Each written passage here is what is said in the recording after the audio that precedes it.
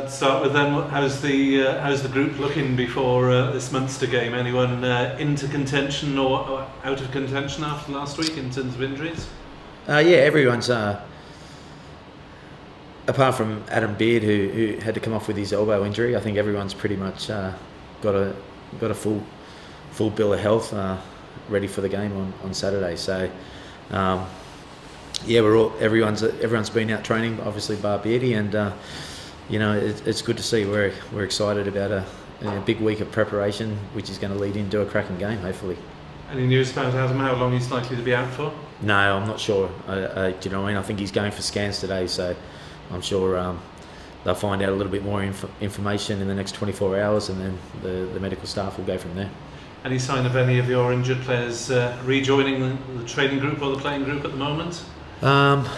I'm trying to think. Keelan Giants, is he anywhere near yet? Yeah, he's not far away. Do you know what I mean? He's taken part in some training sessions this week, so he can come back into contention and give us a few more selection headaches. But you know, we're getting guys back. Obviously, we're in the fortunate but also unfortunate position where we commit a lot of guys to the national team, and we've also got a fair few guys who are long-term injured. So a fair dues to the squad at the moment. You know, they're digging in, they're getting performances, and we're still showing some real growth in terms of the overall squad depth that we have at the Ospreys.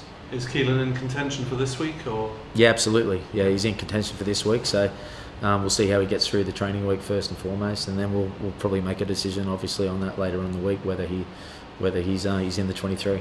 Must have been a frustrating time for him, this injury, given that he was, you know, going all guns blazing, scoring tries for fun on the fringe of the Wales setup and so on. You'd have to ask him. You'd have to ask him if it's frustrating. You know, we're obviously, you know, with young players, you know, it's important that they, the temptation is to play them week in, week out, and sometimes, you know, for young players, it's about how we manage them. And you know, I think as much as it's can be frustrating for the player or for the supporters, and obviously for the coaches, I think having a little bit of a time out can sometimes be for better in terms of their own quality, in terms of their long-term development. So I think you know, he'll come back stronger for this little break, and you know, and get ready for the big games coming up.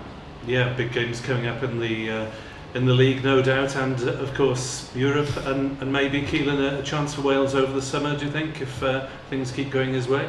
Well, you know, I think he's been in there or thereabouts. He's been in the Welsh squad, so you know, I think the most important thing for Keelan is to play well for us first and foremost, and let the national coaches pick him on form if they see fit. But you know, we're lucky enough at the Ospreys where we've got some really high quality wingers that I think could all put their hands up for Welsh selections, in terms of Dave Howes and also Hanno Dirksen, who's come back in and done a great job. So you know, Ben John fits in well on the wing, so we're not short of wingers here. Up front, how's your namesake coming along, Bradley Davis?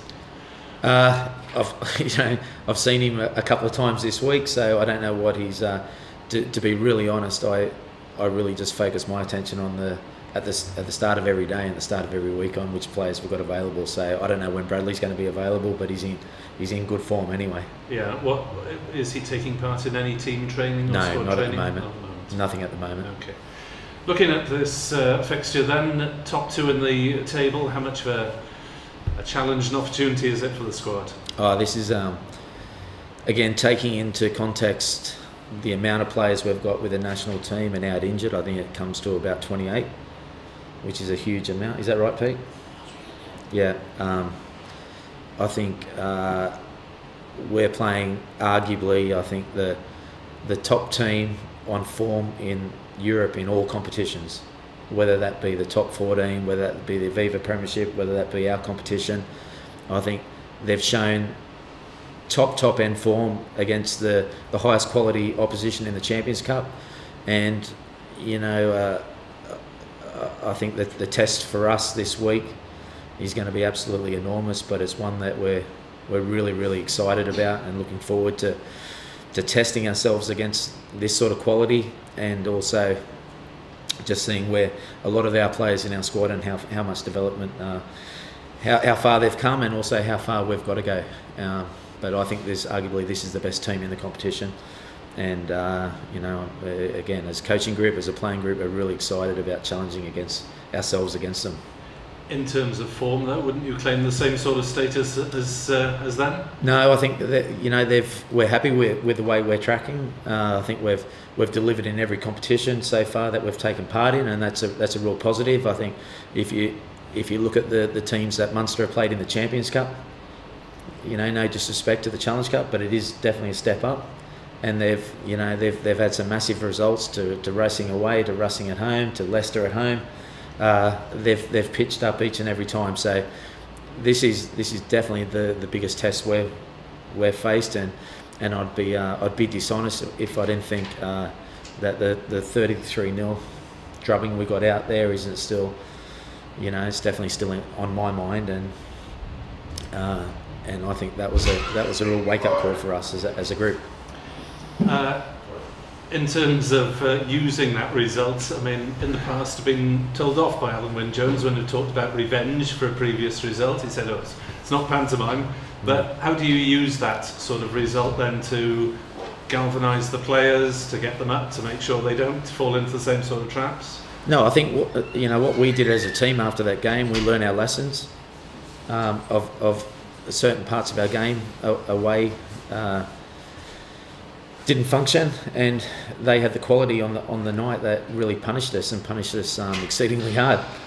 So I think it's nothing to do about revenge, but again, I'd be dishonest if whenever you play against an opposition and you get spanked 33-0, if that doesn't cut a memory into your brain that stays with you for a long time. So I just know that we need to pitch up in every aspect of our play for us to go out there and get the win this weekend, and that's what we're focusing our attention on.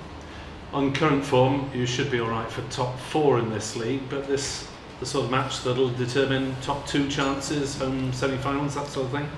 I think what we've seen so far is I think there seems to be a gap developing between the top 6 and the guys underneath it. I think in any competition, 2 or 3 wins on the bounce pushes you, cements you either into the top 4 or top 6, and equally, if 2 or 3 losses on the trot can drag you into a real battle for that top 6. So I think what we've done really well so far this season is focused on one challenge at a time, focusing on who we've got available, trying to put in performance, trying to put games.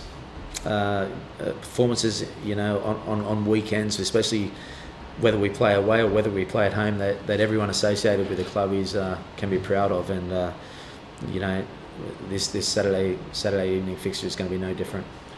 Is it a disappointment for you that this game at the top of the table won't feature some of the biggest names on both sides?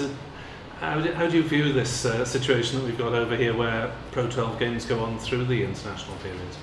Yeah, it's the same in the Premiership, I think, and I think that's something that the governing body at World Rugby are looking at.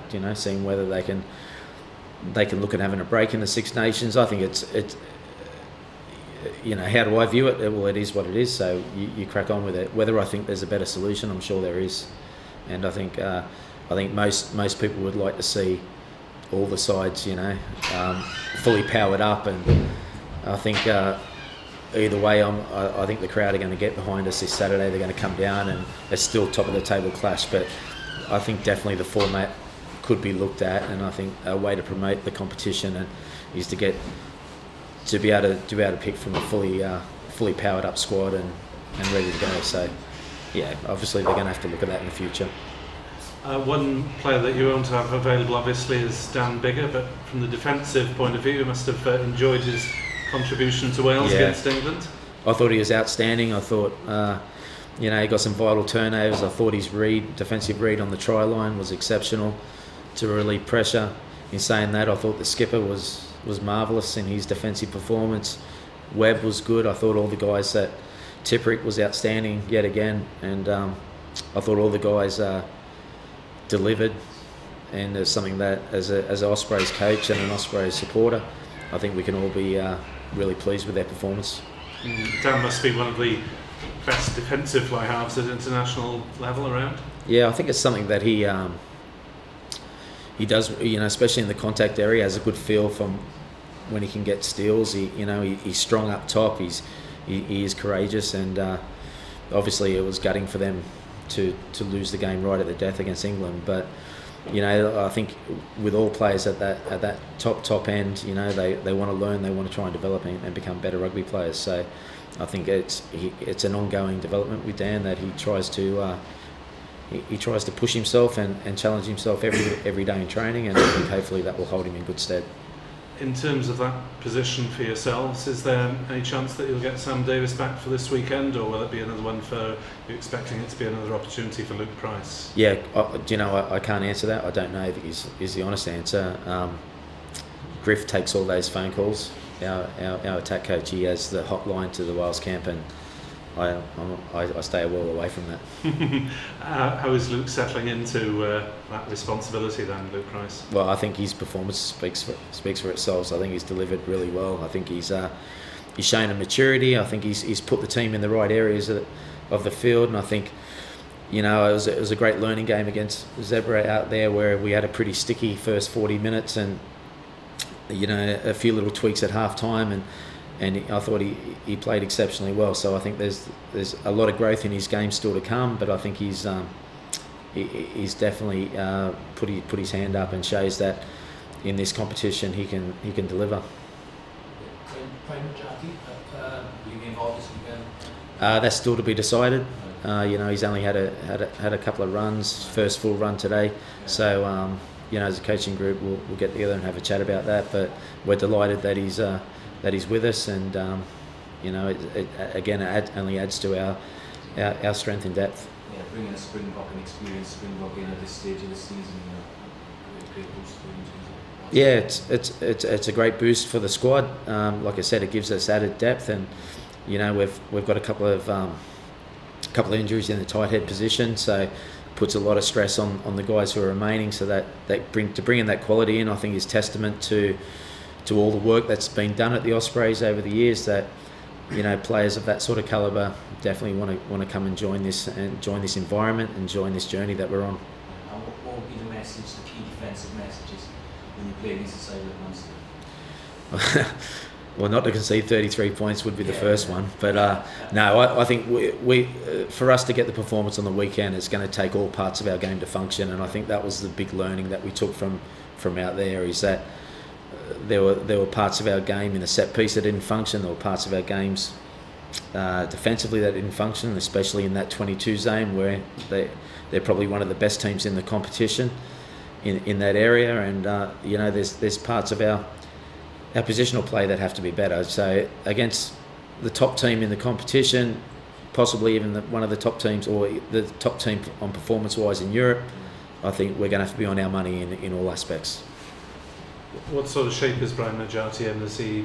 He's carrying a bit of weight, actually. Yeah.